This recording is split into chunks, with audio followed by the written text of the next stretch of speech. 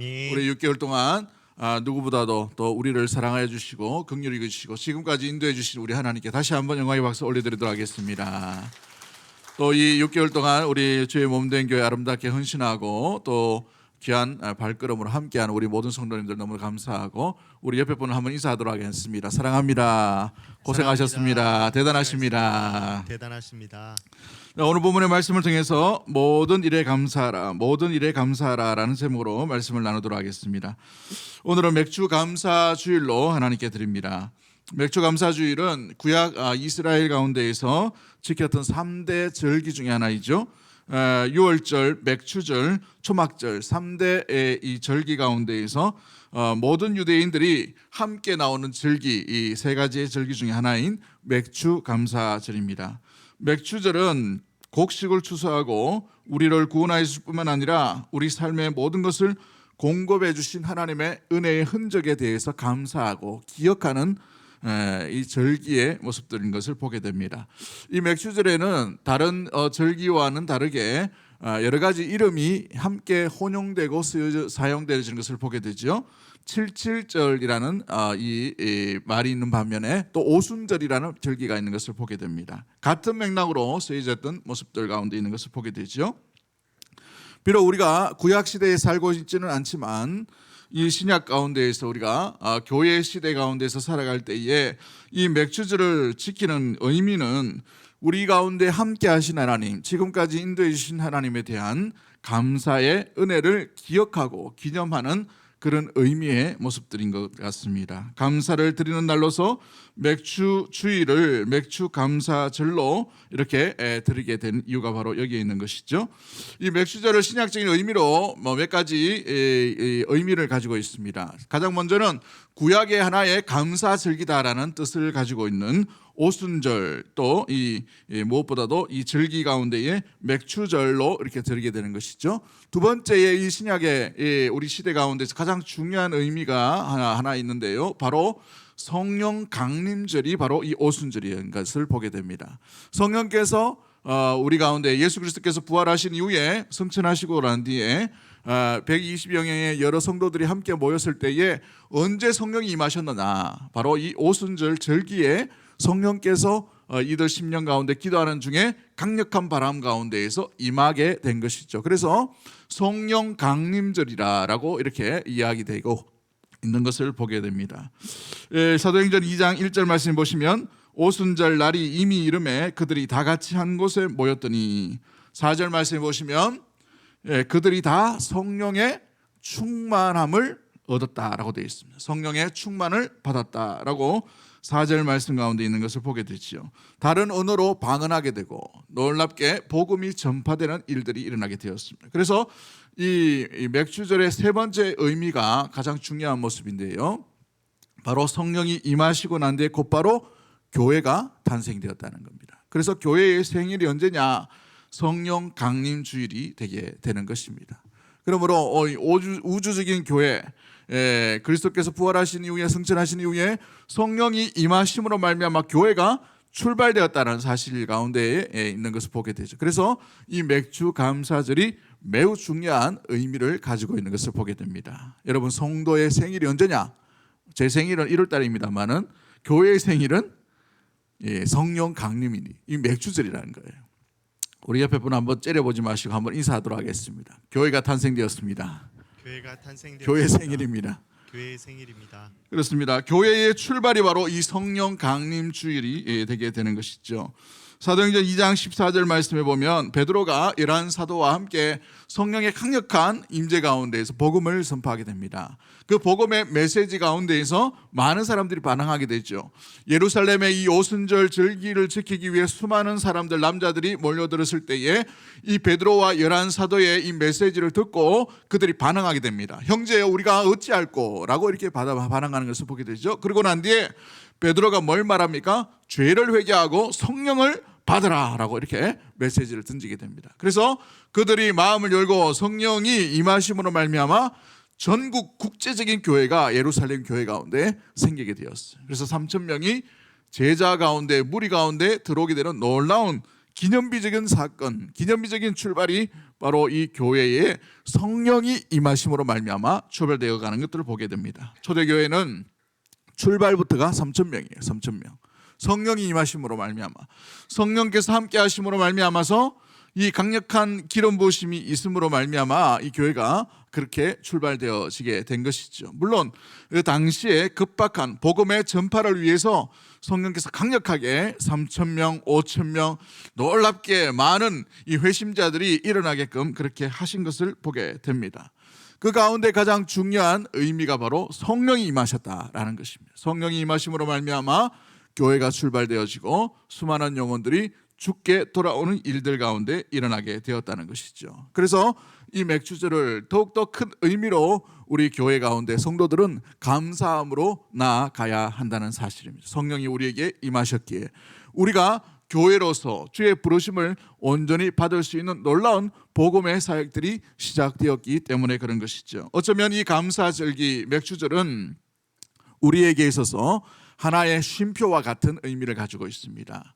또 하나의 뭔가의 의미를 되짚어보고 되돌아보는 그런 기념비적인 시간과 생각들과 돌아봄의 시간들이 되어야 되는 것이죠. 지금까지 인도해 주신 하나님, 나와 함께 하신 그 주님을 온전히 기억함으로 말미암아 되짚어보고 주의 은혜의 놀라운 선물들, 주와 함께 하시는 놀라운 그 동행을 다시 한번 주께 감사와 영광을 올려드릴 수 있는 우리 모든 가족들이 되기를 주의 이름으로 간절히 축복합니다. 데살로니가전서 5장 18절 말씀에 우리가 유명한 이 말씀을 아시지요? 범사에 뭐하라라고 되어 있습니까? 감사하라라고 되어 있어요. 범사에 감사하라. 이것이 하나님의 뜻이다라고 말씀하고 있는 것을 보게 되지요. 성경은 우리에게 어떤 형편에 있든지 간에 감사할 것을 말하고 있는 것을 보게 됩니다. 이 감사의 모습들, 범사에 감사한다는 것, 이 감사가 어떻게 이루어져야 될까요? 오늘 말씀을 통해서 우리가 한번 살펴보기를 원합니다. 이 감사 가운데에 모든 일 가운데 감사할 수 있는가? 모든 삶 가운데에 모든 사건들 가운데 우리는 감사로 그것을 해석할 수 있을까? 참 쉽지 않은 모습들을 보게 되지요. 내가 아픈데, 내가 병약한데, 내가 물질을 잃어버렸는데, 내가 잘 풀리지 않는데 어떻게 감사할 수 있을까?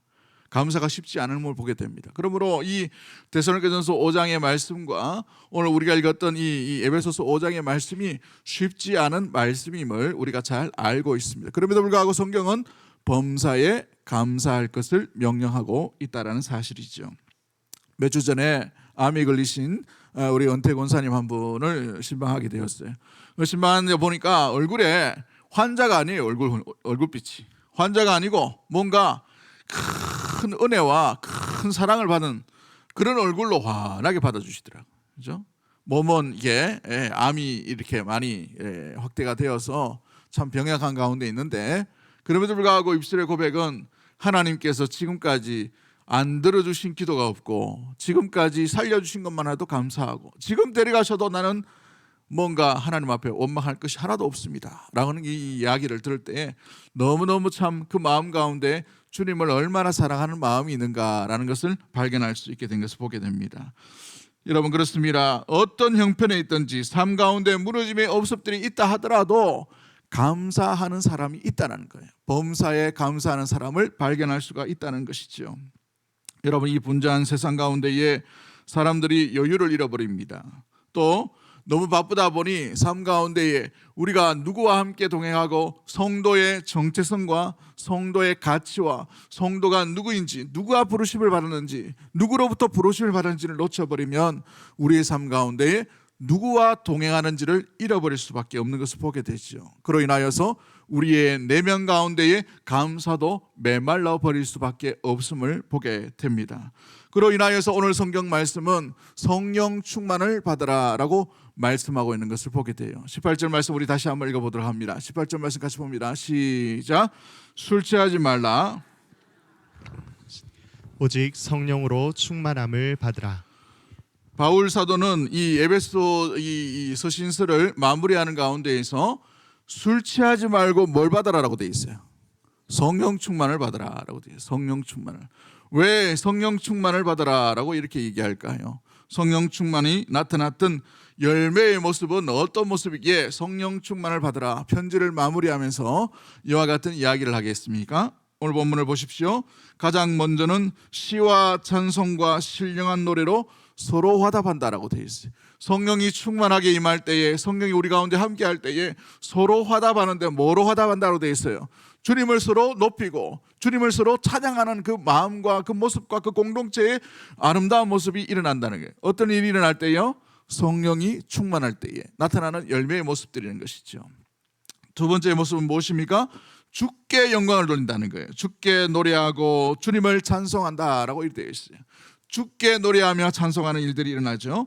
세 번째 모습이 성령 충만할 때 어떤 일이 일어난다고 되어 있습니까? 20절 말씀 한번 읽어볼까요? 시작. 범사에 우리 주 예수 그리스도의 이름으로 항상 아버지 하나님께 감사하며. 어떻게 감사한다고요? 항상 감사한다고 되어 있어요. 범사에. 이 데살로니가전서 5장 18절 말씀과 유사한 말씀이 오늘 이 본문 가운데도 등장하고 있는 것을 말해주고 있지요. 범사에 감사하는 일들이 성령 충만함으로 말미암아 일어나게 되는 것이죠. 네 번째에 성령 충만할 때 어떤 열매가 나타납니까? 여호와를 경외한다라고 되어 있어요. 여호와를 경외하는데 그 경외하면 어떻게 일어납니까?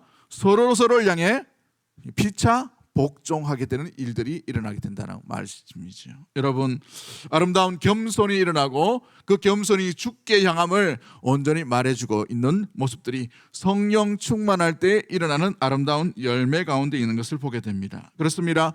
성령이 충만해야 우리가 감사할 수 있다는 사실이에요. 성령이 충만함이 임할 때에 항상 감사함의 삶이 시작되고 나타나고 드러나며 그 삶으로 이어져 가게 된다는 사실들을 보여주고 있다는 사실이죠. 우리 스스로는 감사할 수가 없어요.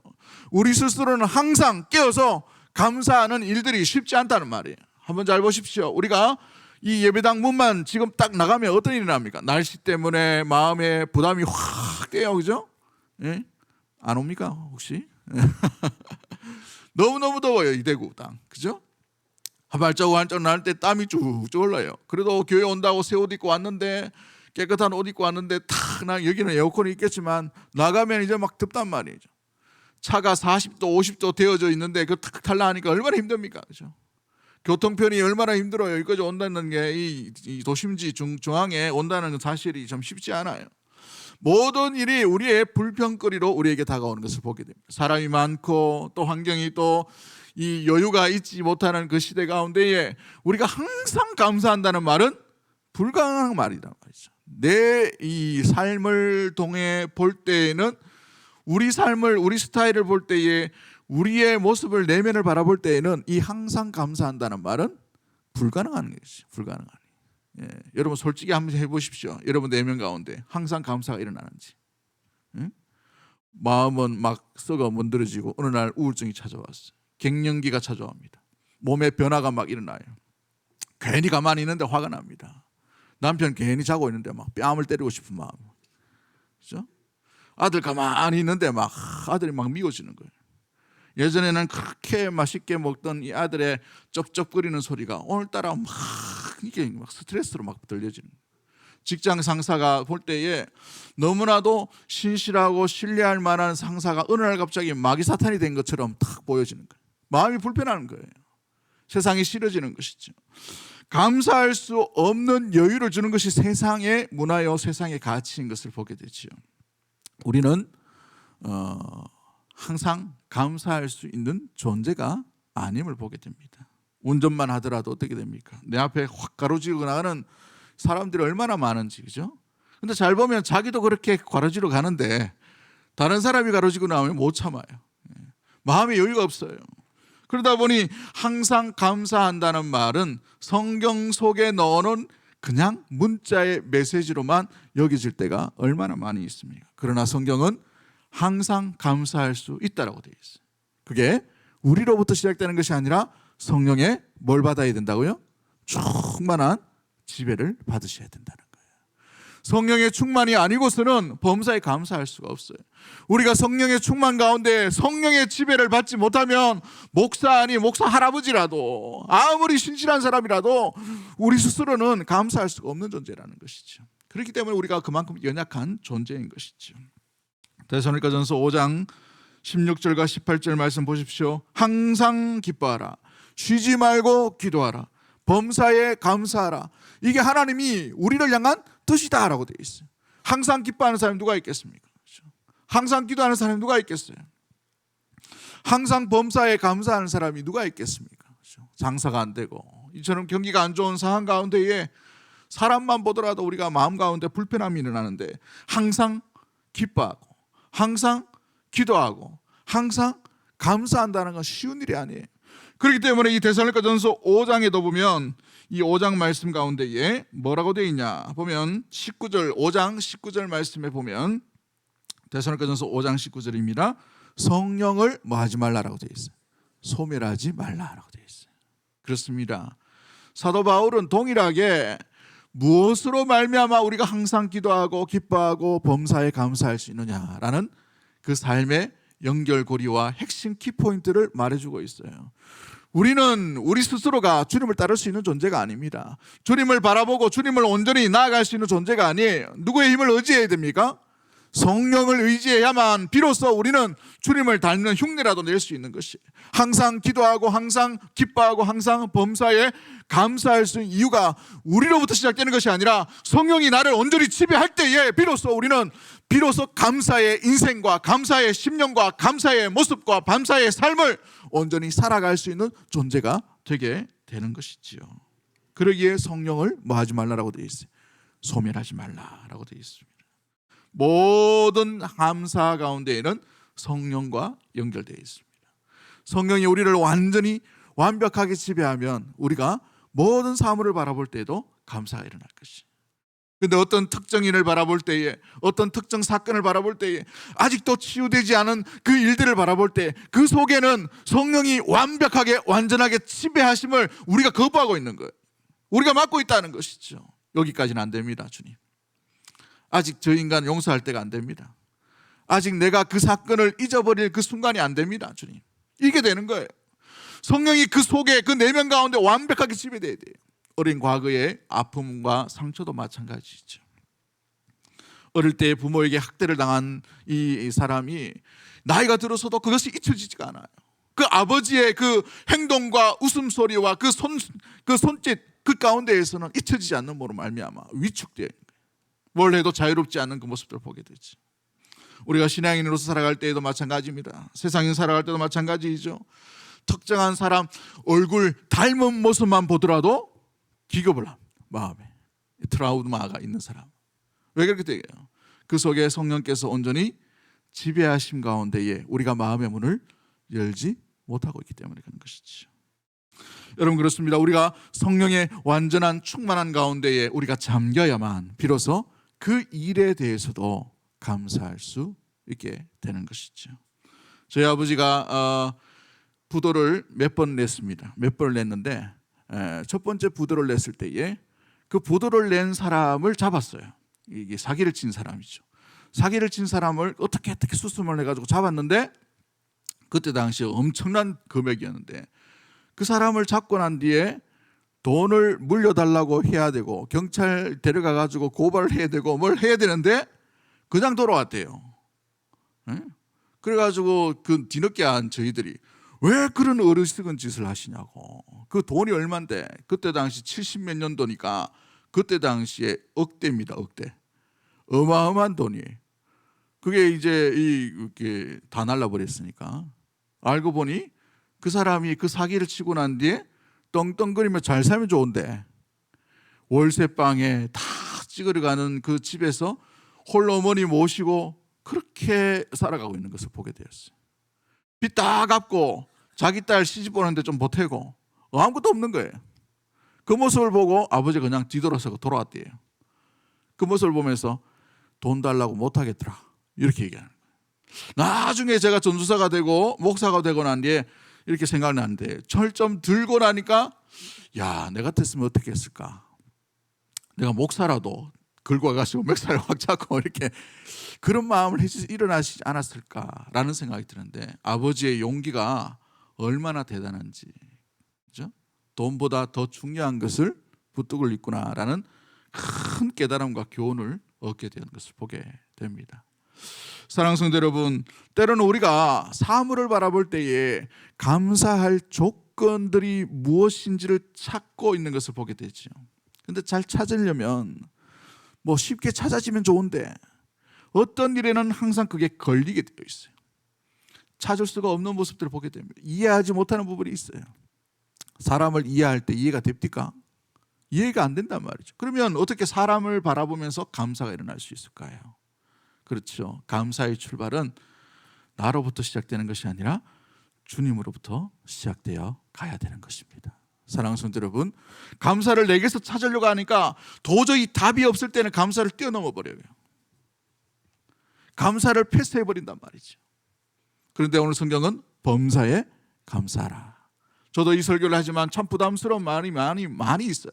부담스러운 사건들이 참 많이 있습니다. 그럼에도 불구하고 오늘 성경 말씀이 뭐라고 말씀하십니까? 범사에 감사하라고 되어 있어요. 어떻게 해요? 성령의 충만함을 받고, 그렇죠? 성령의 기름 부으심과 성령이 함께 하실 때여야 비로소 우리가 감사의 길, 감사의 인생, 감사의 삶을 살아갈 수 있게 되는 것입니다. 그것도 범사에 감사함으로. 그러면 우리가 성령 충만한 가운데에 감사의 인생, 모든 일에 감사하기 위해 이 성령 충만을 어떻게 받아야 될 것인가? 성령 강림절과 또 맥주 감사절을 맞이해서 우리에게 성령께서 임하신다는 것, 성령께서 충만하게 우리 삶 가운데 나타나는 것, 어떻게 그 일들이 일어남으로 우리는 감사의 삶을 살 수 있을까요? 짧게 말씀을 드리면 첫 번째가 우리의 죄를 자복해야 합니다. 우리의 죄를 무엇보다도 발견해야 되는 것이죠. 우리의 죄를 주께 자복하고 온전한 회개가 일어나야 하는 것입니다. 여러분, 사함받은 죄인의 그 기쁨을 혹시 발견한 적이 있으십니까? 중학교 때 이 과학부에 제가 그 일들을 맡았는데요. 과학보조원이라서 과학 실험 도구를 싣고 또 배열하고 뭔가 이게 세팅하고 이게 나머지 이게 남아가지고 학교에서 선생님과 함께 이렇게 하는 일들이 있었어요. 그런데 선생님이 아주 중요한 이 어떤 프로젝트를 하기 위해서 뭔가 자료를 가져오셨는데 이거 좀 닦으라 하시더라고요.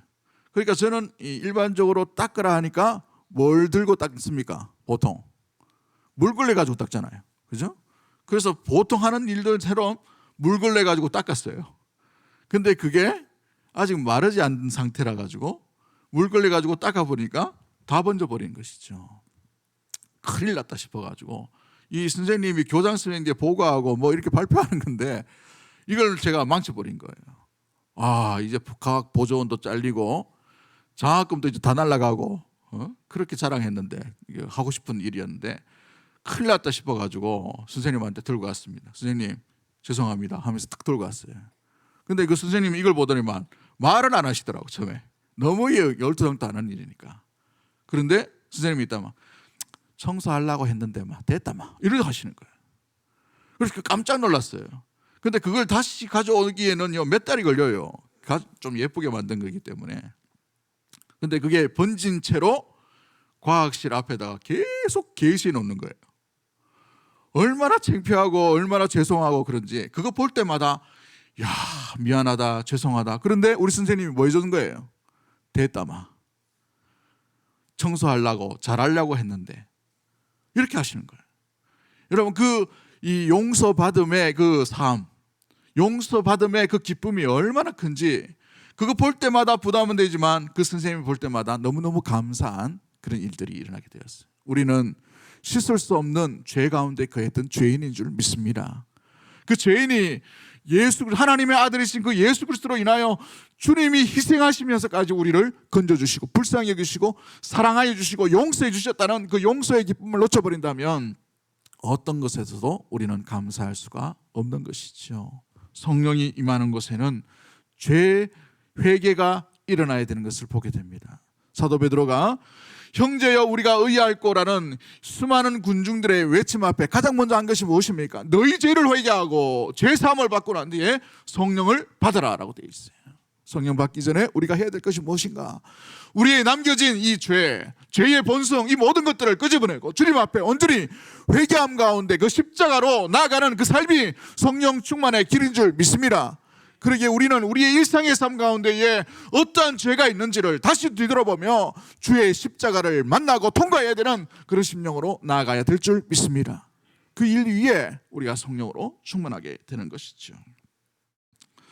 요한일서 11장 8절과 9절 말씀에 만일 우리가 죄 없다 하면 스스로 속이고 또 진리가 우리 속에 있지 아니할 것이요 만일 우리가 우리 죄를 자박하면 그는 미쁘시고 의로우사 우리 죄를 사하시며 모든 불의에서 우리를 깨끗하게 하실 것이요 라고 되어 있습니다. 그렇습니다. 회개하는 만큼 우리 영혼에 성령이 깊이 우리 가운데 임재하신다는 사실을 기억하고 날마다 주님 앞에 회개자로 나아가는 우리 믿음의 모든 가족들 되기를 주의 이름으로 간절히 축복합니다. 에베소서 4장 30절 말씀에도 하나님의 성령을 근심하게 하지 말라라고 되어 있어요. 죄를 가지고 아직 주님 앞으로 나아가지 못했다면 성령을 근심케 하시는 거예요. 여러분 그 내면 가운데 깊이 돌아보며 우리의 죄가 무엇이 주님 앞에 해결되지 못한 주님 앞에 십자가를 통과하지 못한 죄가 있다면 다시 한번 우리 내면 가운데 그 죄로 주님을 만날 수 있는 주님 앞에 나아가는 귀한 모습들이 되기를 주의 이름으로 간절히 축복합니다. 그래야만 성령의 충만한 가운데 일어나게 되는 것이죠. 두 번째 무엇입니까? 구해야 주시는 거예요. 구해야 주시는 거. 성령은 누구에게 다 있어요.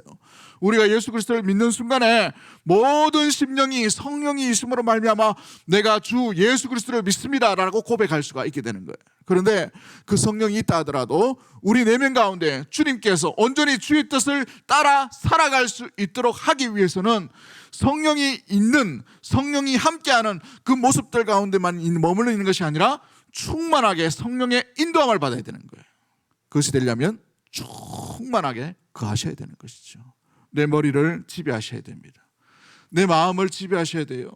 내 손과 발과 내 모든 삶의 영역들을 성령께서 지배할 수 있게끔 하셔야 되는 거예요. 그러려면 어떻게 되느냐? 성령의 충만을 간구하셔야 됩니다. 여러분의 일터에서 성령을 구하십시오. 여러분의 가정에서 성령을 구하십시오. 충만함은 가운데에 여러분의 가정이 성령의 충만한 가정이 되기를 주의 이름으로 간절히 축복합니다. 여러분의 일터가 성령의 충만한 일터가 되기를 주의 이름으로 간절히 축복합니다.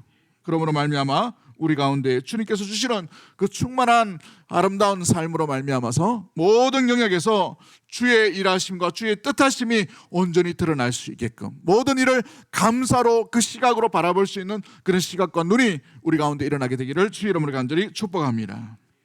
누가복음 11장 13절 말씀에 너희가 악할지라도 좋은 것을 자식에게 줄 알거든 하물며 천부께서 구하는 자에게 뭘 주시냐라고 되어 있습니까? 성령을 주시지 않겠느냐라고 말씀하신 것을 보게 되죠. 여러분 성령의 충만을 날마다 간구할 수 있는 우리 믿음의 감사의 삶을 살아가는 믿음의 모든 가족들 되기를 주의 이름으로 간절히 축복합니다. 마지막 세 번째로 우리가 기억해야 될 것이 무엇입니까? 가장 먼저 주님께 내어드리는 삶이 일어나야 되는 것이죠.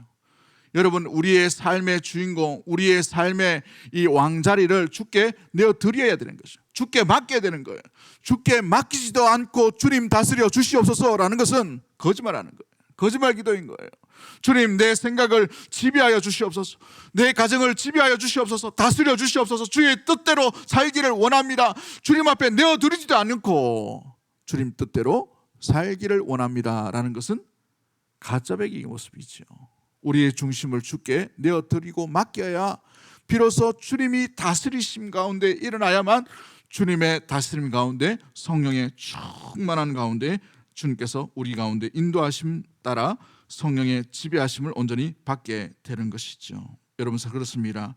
주께 내어 맡기고 있는가? 여러분의 그 가장 중요한 것을 내어 맡기고 있는가? 여러분의 자존심도 주께 내어 맡겨야 되는 거예요. 여러분의 일터도 주님께 내어 맡겨야 되는 거예요. 여러분의 감정도 주님 앞에 내어 맡겨야 돼요.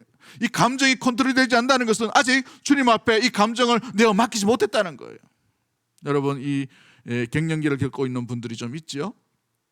마음이 막 뭐 오늘 달랐다가 내일 달랐다가 그렇죠? 아침에 달랐다가 오후에 달랐다가 하는 것입니다. 우리 스스로 컨트롤되지 않아요. 성령의 지배하심을 받아야 되는 거죠. 우울한 마음이 막 몰려들 때가 있어요. 이 우울한 감정도 마찬가지죠. 감기처럼 오지 않습니까? 요즘은 시대 가운데. 옛날에는 우울증 별로 없었는 것 같은데 요즘 보니까 우울증 환자가 너무 많아요. 왜 이런 일들이 일어나는가? 우리의 내면도 주께 내어 맡겨야 되는 것이죠. 주께 내어 맡김으로 말미암아 내 감정대로 흐르지 않도록 성령의 지배하심 가운데 성령의 인도함을 받을 수 있도록 맡기셔야 되는 거예요. 여러분의 가정이 불안하십니까? 여러분의 가정을 주께 내어 맡겨야 되는 거예요. 여러분의 일터가 불안하십니까? 여러분의 일터를 주께 내어 맡겨야 되는 거예요. 아멘이 별로 없네 이렇게. 할렐루야. 맡기지 않고 주의 성령의 충만을 기대를 할 수가 없는 것이죠. 목회도 마찬가지고 우리 일터도 우리 자녀도 마찬가지입니다. 주께 내어 맡기고 난 뒤에 무엇보다 주의 인도하심과 다스림을 받아야 한다는 사실인 것이죠. 그러기에 우리의 내면에 가장 중요한 것을 주께 내어 맡기고 성령의 충만을 기대하고 있는지를 우리는 점검해 봐야 하는 것이죠. 우리의 몸도 마찬가지인 것입니다. 말씀을 맺도록 하겠습니다. 너는 내 것이라 라는 책을 썼던 이 원종수 박사님을 잘 아시고 계실 거예요. 몇 번 간증도 하고 몇 번 말씀도 나눴습니다만은 이분은 너무나도 가난한 그런 가정에서 충청도 지역에 태어나게 되었습니다. 그런데 신실한 어머니 밑에서 자라가게 되었죠. 그 어머니의 영향으로 말미암아 어릴 때부터 하나님을 온전히 따르는, 하나님을 사랑하는 아이로 자라가게 되었어요. 근데 너무나도 가난하고 어렵기 때문에 학교에서 공부를 한다는 것은 사치였습니다. 그럼에도 불구하고 공부를 해야 한다는 어떤 어머니의 말씀으로 인하여서 시작하게 되었는데, 공부를 하니까 전교 410등을 하게 되었어요. 그런데 절망하지 않고 공부할 때도 성경 한 장을 먼저 보고 또 이 학업 공부를 하게 되었어요. 하다 보니까 전교 5등까지 올라가게 됩니다. 또 이제 고등학교, 중학교를 거쳐서 보니까 전교 1등까지 하게 됩니다. 그러다가 서울대 의대에 합격하게 되었어요.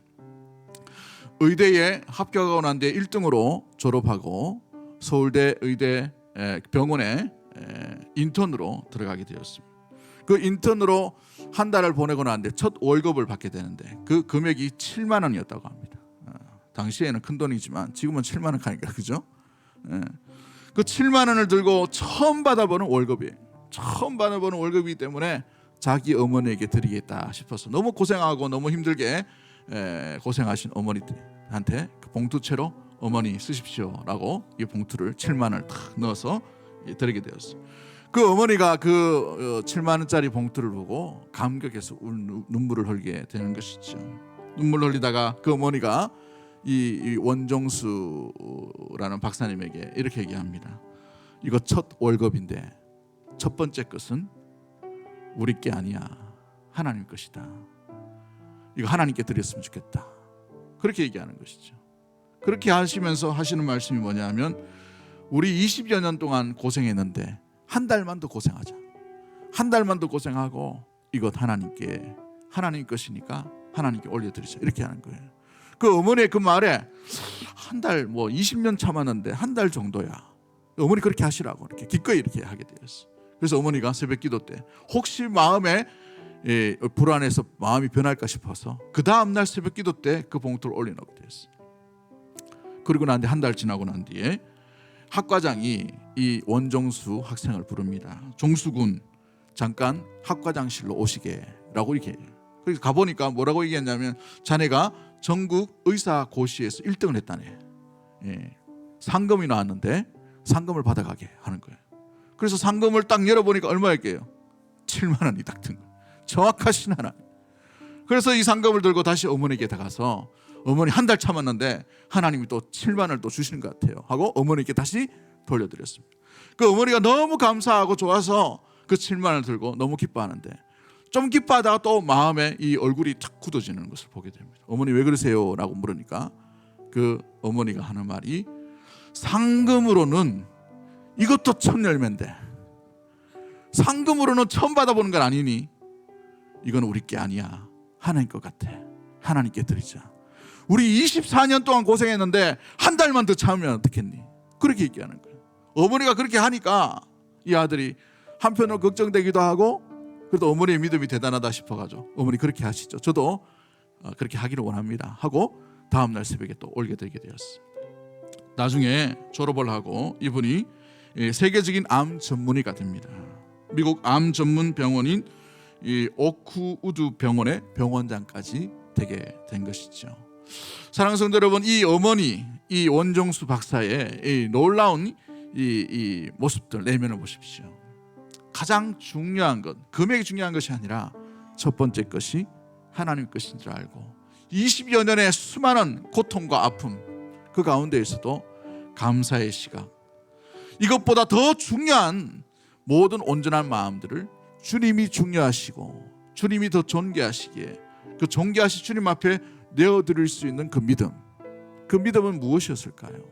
감사는 아무나 하는 것이 아닌 것을 보게 됩니다. 감사는 주님의 주되심, 주님의 다스리심, 주님께서 완전히 통치하시는 그 믿음의 심령 가운데에 나타나는 것이 참된 감사의 기림을 바라보게 되는 것이지요. 모든 시각을 감사로 바라볼 수 있는 것은 우리에게서 출발하는 것이 아니라 주님께서 우리를 온전히 다스리심 가운데에 주님이 주인 되심을 온전히 인정한 자만이 주님 앞에 감사할 수 있음을 기억할 수 있게 되기를 주의 이름으로 간절히 축복합니다. 우리 찬양 하나 하도록 합니다. 비준비하시네. 우리 믿음으로 한번 고백하도록 합니다.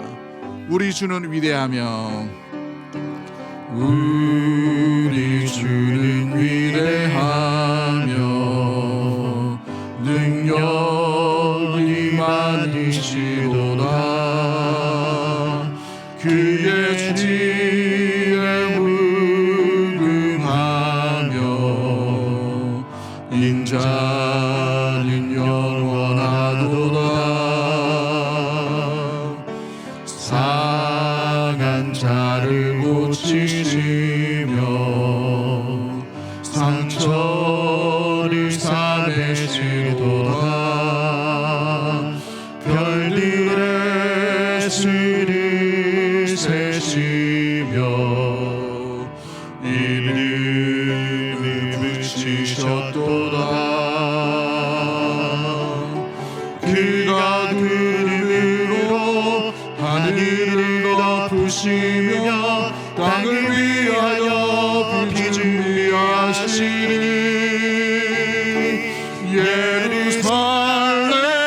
예루살렘아 여호와를 찬송할지어다. 내 하나님을 감사함으로 그 앞에 나가며 주님제 앞에 경배. 그가 구름으로 하늘을 덮으시며 그가 구름으로 하늘을 덮으시며 땅을 위하여 비 준비하시니 예루살렘아 여호와를 찬송할지어다. 내 하나님을 감사함으로 그 앞에 나가며 주님제 앞에 경배해. 몇 달 전부터 계속 이렇게 감사함의 찬양을 부를 때 계속해서 불렀던 찬양인데요. 사랑하는 성도 여러분, 감사는 어떤 자가 할 수 있는가? 성령이 우리의 삶 가운데 우리의 물질의 영역, 우리의 생각의 영역, 우리의 삶의 영역을 온전히 인도하여 주시고 지켜주시고 보호해 주시는 주님의 주되심을 인정하는 자만이 하실 수가 있게 되는 것입니다. 오늘 우리 삶 가운데 주여 함께해 주시고 이 6개월 동안 나의 나된 것이 내 실력이 아니라 주의 은혜였음을 고백할 수 있는 이 순간이 되기를 주의 이름으로 간절히 축복합니다. 우리의 남은 인생 가운데 주님 나를 다스려 주시고 인도해 주시고 성령의 민감함과 성령의 충만함 가운데 지배를 받아서 주님 앞에 모든 일들 가운데 감사함으로 주께 화답하며 주께 영광 돌릴 수 있는 믿음의 심령으로 살게 해주시옵소서. 내 심령과 내 가정과 내 삶과 내 사역과 내 모든 일들을 주께 내어 드립니다. 주님 함께하여 주옵소서. 이런 마음 가지고 우리 주여 한번 해주시고 동성으로 합심해서 한번 기도하도록 하겠습니다. 주여